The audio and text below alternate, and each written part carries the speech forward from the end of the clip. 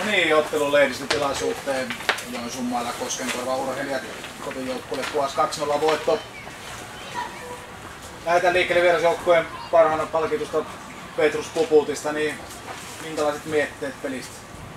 No jaksojen alkuun saatiin ihan hyvää, että päästiin heillekin, mutta sitten käsistä annettiin pinnoja, varsinkin tuossa toisella jaksolla tuli aika lailla ne ensimmäiset yleimaa pääsi johtoon ja sitten kotijoukkojen hyvää ulkopeliä pelaa.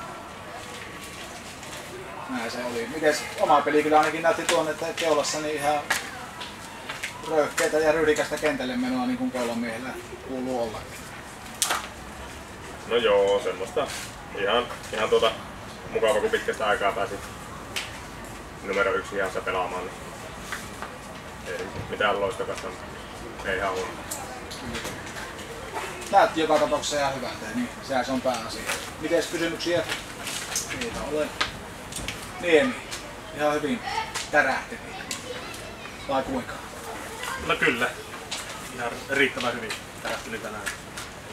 Ensimmäinen tällainen isompi numeroinen lyöntimäärä, niin pakko olla tyytyväinen. Kyllä. Niin kuin Sotkamossa alkoi kunnariputki, niin jatkuu tänään. Pennanen vähän tuossa taas ennen peliä tässä teltassa luppaa laittanut. Voisi olla aineksia sitten. No joo, Sotkamo palomatkalla sanoi, että ne lähti apina pois selästä, niin pitää jatkaa sitä. Minkä kokoinen apina muuten tuolla selässä? Kyllä se ihan riittävän iso. Hyvin kulki Niemillä. Kysymyksiä onko? Eipä teidän olla. Lähdetään sitten pelaajat on, jos tuntuu, niin voi suostua tuonne loppuverkkaan ja sun muuta. Ja kiitoksia molemmille. Kiitos. Ja tsemppiä. Sitten pelinjohtaja Tomi Niskanen. Mitä näin ensimmäisenä ja päällimmäisenä pelistä? No se jäi mieleen, että lukemat erittäin rumaat, mutta silti niin tunne oli siinä, että tiettyjä juttuja mitä lähdet tekemään, niin onnistuttiin, vaikka se voi kuulostaa hullulta, mutta tuo ensimmäinen niemenlyönti ei missään nimessä mennä läpi ja sitten tuo toinen jakso, niin valutettiin ihan täysin, autettiin kaverimatkaa siinä ja sisällä kuitenkin pystyi tänään tekemään 15 tilannetta ja siellä tuli joku putsauskin ja muuta sinne sekaan, että se fiilis oli sellainen, että pystytään sisällä pelaamaan hyvin. Et totta kai näin huippujoukkueita vastaan, niin jossakin hetkessä pikkusen annat apuja, niin käyttää surruutta niin kuin hyväksi. Ja eka jakso meni tuossa alussa jo ja se oli pelailua, mutta toinen jakso oli tuonne viimeiseen vuoroon asti. Niin meitä hyvää tekemistä pois lukien nuo annetut juoksut, että saadaan sunnuntaille miehiä normaali pelipaikoille ja se tietää sitä, että saadaan tuo ulkopeli taas normaalitasolle. Tää on nyt 2 peliä ollut, niin aika lailla vaihtelevaa tuo ulkopeli, kun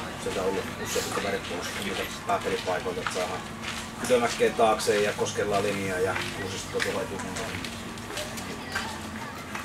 Näin meni. Niin jos kun sitä sunnuntaita jo vähän ennakoidaan, niin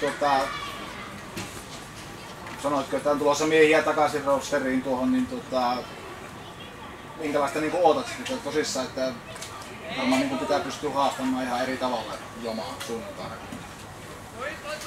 No joo, totta kai haastamaan ja näin, mutta että tavallaan tuo eka jakso, niin kuin sanoin, niin se valui siihen läpi, lyöttiin jos se loppui siihen ja tuo toinen jaksohan oli niin kuin tiukkaa peliä, että tuo läpilyönti, mikä Jussila löi, niin eikä se mun mielestä ihan tunnareja lyönti niin kuin ollut, että se valuu niin kuin siihenkin se peli, että en mä mitenkään todellakaan huolissani ollut päinvastoin, että saadaan tuo normaali kooste ja saadaan lauantaina hyvä harjoitus ja sitten matkaa ja tulla tänne näin. Tietenkin hyvä joukkue vastassa, sen tietää kaikki, mutta se, että niin kuin sanoin, että tuo tunne sitä pelistä ja löydettiin niin kuin juttuja tuolta takaisin ja muuta, niin hyvä näin. Vaikka ei tänään juoksujen muodossa hirveästi näkyy, niin, mutta se, että siellä oli kuitenkin muutama aika hyvä veto ja ulkopelisuorituksia kaverilta.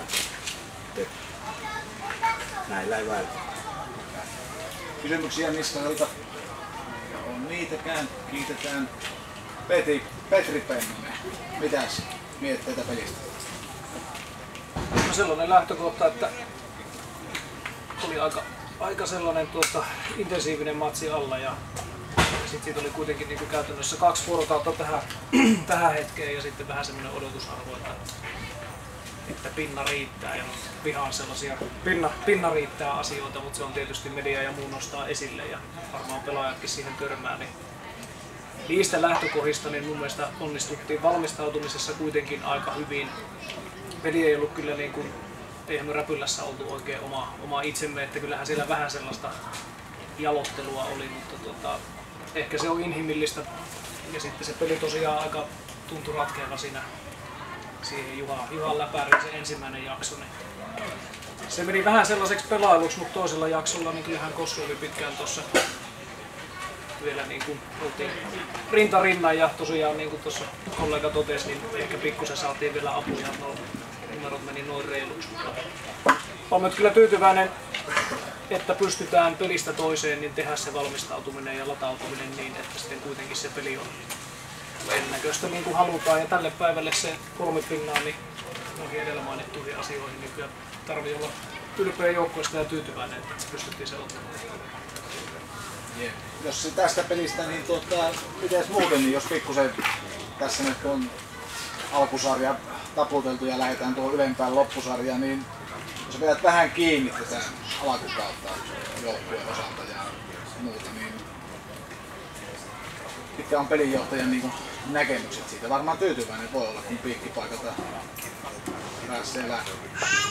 Niin, mä oikein tiedä, mihin tässä vielä lähdetään. Tässä vaan niinku pelejä on kalenterissa varmaan aika tiuhaa ja laskettiin, että voi olla 16-22 peliä tässä jäljellä vielä ja se on aika hurja määrä, että tässä ei semmoiseen niin kuin, ainahan sitä voi omassa hyvyydessään, tuossa voidaan mennä nyt koppiin ja siellä pitää lystiä ja miettiä, että ollaan hyviä, mutta se, että eihän tämähän on vasta pohjustusta, että tässä nyt niin kuin tehdään sitä, että mistä asemista lähdetään sitten itse kilpailuun. Ja sen mentaalienergia ja jänteen tarvii vain säilyä niin kuin tiukkana, että tässä eihän tämä vielä ole mitään sen kummempaa. Mutta tietysti itseluottamustahan näissä kerätään ja pisteitä ja kyllä meillä ainakin niin kuin siitä 6 ensimmäisestä pelistä, mikä kruunautui siellä, olen yrittänyt unohtaa, mutta en ole unohtanut, niin Matkalla käytiin aika epäryhdikäs matsi ottamassa ja siitä on semmoinen iso, joskus on hyvä ottaa kunnolla turpaa, että sieltä tuli paljon kyllä sellaista niin kuin pääomaa, mikä on vienyt peliä koko ajan eteenpäin. Jos joskus Jomalla oli semmoinen, että pelattiin keskikastiin joukkueita vastaan hyvin ja käreitä tuli tahtiin, niin on tyytyväisin siitä asiasta, että olemme voittaneet tiukkoja pelejä ja on voitettu pelejä, missä ollaan oltu välillä tappiolla. Se on kova ja hyvää kasvua. Näin on. Mites? Onko Hanniselta? Millaista peliä siellä jatkosarjassa haluat nostaa? No varmasti semmoista sisäpeliä, että tulee paljon juoksuja ja tiivistä verkkoa tuolla pihalla. Että sitä varmaan kaikki haluaa, mutta kyllä tässä on ollut monta hyvää matsia, missä ollaan saatu aika isoja lukemiakin sitten lyötyä. Että meillä on aika hyvät aihiot tuohon. Siellä on Nälkänen Jussillakin vaanimassa, jos kotituspaikka on tarjolla. Ja meillä on kyllä niin kuin monta juttua mietitty siihen, että se sisäpeli olisi asteen terävempää, mitä se on syksysi ollut. Ja onhan tuo ulkopeli semmoinen pohja, että säilytetään se ja olisiko meillä vielä pieni naksu siihen lisää. Kiitos.